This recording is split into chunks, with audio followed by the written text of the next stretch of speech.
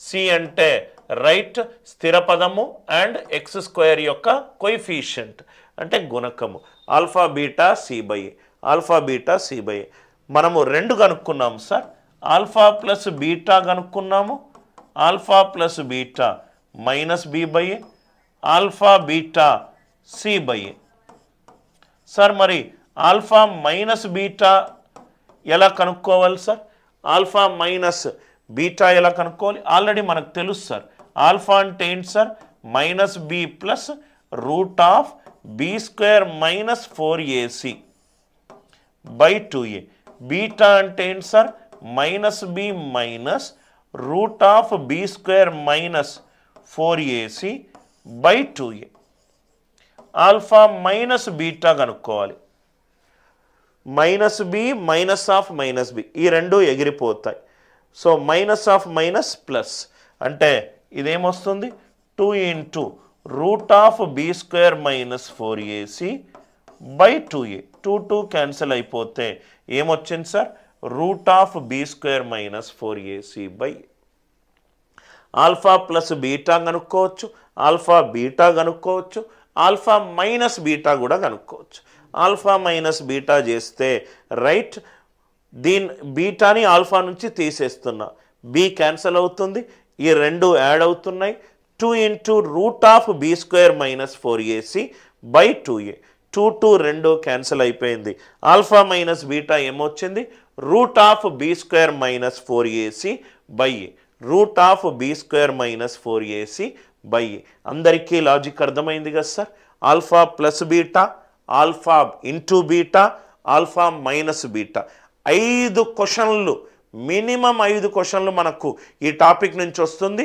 ఒక 3 నుంచి 4 గంటలు కరెక్ట్గా వింటే అన్ని 5కి 5 కరెక్ట్ అవుతాయి alpha plus beta alpha beta alpha minus beta point clear sir అందరికీ లాజిక్ క్లియర్ కదా సార్ రైట్ నా ఇక్కడ చూడండి సార్ రూట్స్ ఇచ్చాడు మనము ఏం డిస్కస్ చేసాం sir ax square plus bx plus c ఇది వర్గ సమీకరణం కనుక అవుతే ఈక్వల్ టు 0 ఉంటుంది దీన్ని మనం ఎలా రాసుకోవచ్చు a into x minus alpha into x minus beta equivalent to 0గా రాసుకోవచ్చు ఏ ఎట్లయినా 0 ఉండదు ఇది 0 కాదు అంటే ఇది 0 అవ్వాలి అంటే మనకు మూలాలు ఇచ్చినప్పుడు వర్గ సమీకరణము ఎలా రాసుకోవచ్చు X minus alpha into x minus beta equivalent to 0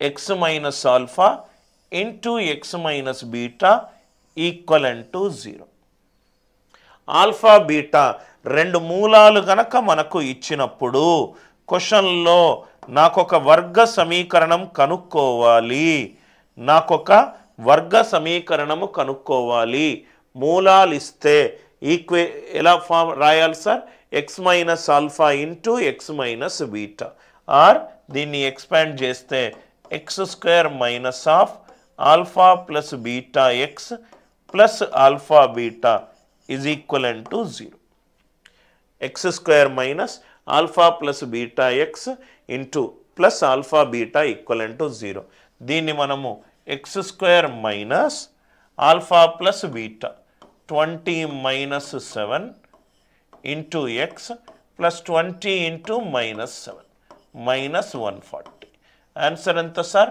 x square minus 13x minus 140 equivalent to 0 x square minus 13x minus 140 equivalent to 0 ఇది అర్థమైంది కదా సార్ ఆల్ఫా బీటా రెండు మూలాలు ఇస్తే నౌ ఎప్పుడు గుర్తుపెట్టుకోండి sir answer option elimination approach answer option elimination ఈ సమీకరణం గుర్తుపెట్టుకోకుండా నేను ఆన్సర్ ఆప్షన్ ఎలిమినేషన్ చేయగలుగుతాను ఆన్సర్ ఆప్షన్ ఎలిమినేషన్ చేయగలుగుతాను ఇక్కడ చూడండి సార్ ఆల్ఫా బీటా ఏముంది sir C by A alpha beta minus 140 ఒకటి ప్లస్ ఇంకోటి మైనస్ ప్లస్ ఇంటూ మైనస్ ఏంటి సార్ మైనస్ అంటే నాకు మైనస్ రావాలి ఆన్సర్లో ఇది ప్లస్ ఉంది, ఇది ప్లస్ ఉంది. నాకు మైనస్ రావాలి ఆన్సర్లో, రైట్. దాని తర్వాత ఆల్ఫా ప్లస్ బీటా 20 - 7 కంటే ఎక్కువ అంటే ఇది పాజిటివ్ వాల్యూ, అంటే ఇది ఆల్ఫా ప్లస్ బీటా నాకు పాజిటివ్ వచ్చింది. Positive into negative, positive into negative, negative. X యొక్క గుణకము నెగటివ్ ఉండాలి, ఇది కూడా పోయింది. మళ్ళీ చెప్తున్నాను sir, alpha 20 beta -7, alpha beta ఏమో C/A. So 20 into -7 plus into minus minus అంటే రైట్. ఆల్ఫా బీటా కాన్స్టెంట్ స్థిర పదము ఏముండాలి, నెగటివ్ ఉండాలి. ఇక్కడ ప్లస్ ఉంది, ఇక్కడ ప్లస్ ఉంది, తీసేశాను. Alpha plus beta 20 - 7 positive, positive into negative, negative అంటే నాకు ఎక్స్ ముందున్న గుణకము ఏముండాలి, నెగటివ్ ఉండాలి, నెగటివ్ ఉండాలి. పెద్ద పెద్ద డిగ్రీ 3లకు డిగ్రీ 4లకు కూడా మనకి ఇది చాలా బాగా ఉపయోగపడుతుంది సార్. ఇది ఫండమెంటల్స్. ఎగ్జాంపుల్ అర్థమైంది కదా సార్. జనరిక్ ఫామ్ ఏమో x² minus of alpha plus beta x plus alpha beta equivalent to 0. డైరెక్ట్గా మూలాల మొత్తం ఇచ్చాడు. ఆల్ఫా ప్లస్ బీటా ఎంత ఇచ్చాడు, 7 ఇచ్చాడు. మూలాల లబ్ధము ఎంత ఇచ్చాడు, 12 ఇచ్చాడు. మనకు రైట్ వర్గ సమీకరణం ఏమవుతుంది, x² minus of alpha plus beta x plus alpha beta is equivalent to 0. అంటే ఇది ఎంత అవుతుంది, x² minus 7x plus 12 is equivalent to 0. x² minus 7x plus 12 equivalent to 0. Are you all with me? Now ఇక్కడ చూడండి sir, ఏది answer, x² minus 7x plus 12. మళ్ళీ మనము answer option elimination తోటి చేద్దాం. ఇది ఫార్ములే, డైరెక్ట్గా ఈ నొటేషన్ యూజ్ చేసాం. నవ్ ఇక్కడ చూడండి sir, product of the roots 12 ఉండాలి. ఆన్సర్ ఆప్షన్ నుంచి చూడండి, product of the route C/A -12/1 -12 అయ్యే ఛాన్స్ లేదు. ఆల్ఫా బీటా C/A -12/1 -12 అయ్యే ఛాన్స్ లేదు. సో మనము ప్రోడక్ట్ ఆఫ్ ద రూట్స్ మూలాల లబ్ధము ఎక్కడైతే పాజిటివ్ వాల్యూ వచ్చిందో అదే పెట్టుకున్నాము.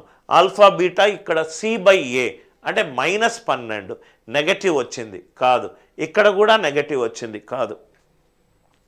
ఇక్కడ ఆల్ఫా ప్లస్ బీటా -B/A -7 -7 కానీ నాకు సమ్ ఆఫ్ ద రూట్స్ ఏంటి 7, నాకు సమ్ ఆఫ్ ద రూట్స్ ఏంటి 7, రైట్. చూడంగానే మనం ఇట్లా చేయొచ్చు సార్, ఆల్ఫా ప్లస్ బీటానేమో 7 positive, positive into negative, negative. X ముందు ఉన్న రైట్ వాల్యూ, ఎక్స్ ముందున్న వాల్యూ గుణకము నెగటివ్ ఉండాలి.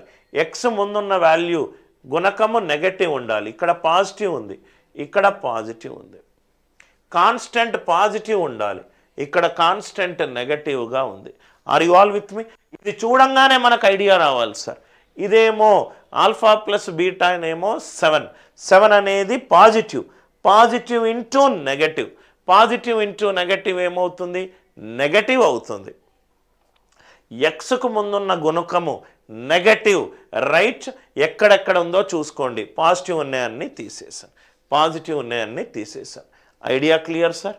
అందరికీ లాజిక్ క్లియర్గా అర్థమైంది కదా?